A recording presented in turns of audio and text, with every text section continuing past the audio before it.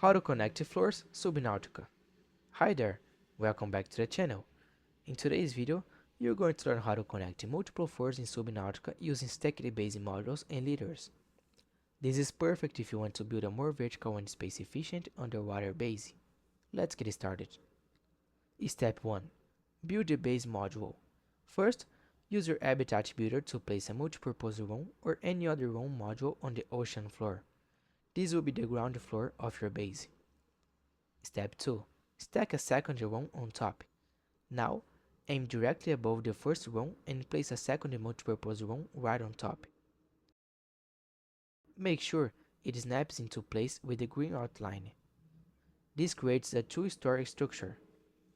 Step 3. Enter the base. Enter the base through a hatch. If you haven't placed one yet, attach a hatch to the lower room to get inside. Step 4. Add a leader to connect the floors. Once inside, open the Habitat Builder menu and select the leader from the Interior Module section. And at the ceiling where the second room is connected. When you see the placement preview, click to install the leader. Optional tip: using vertical connectors. You can also use the vertical connectors between rooms if you prefer a more compact or narrow design. Just place it on the roof of corridor and stack another one on top. Then add a leader inside. And that's it.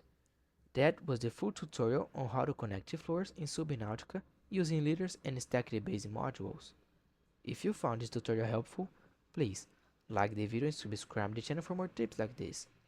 Thanks for watching and see you in the next video.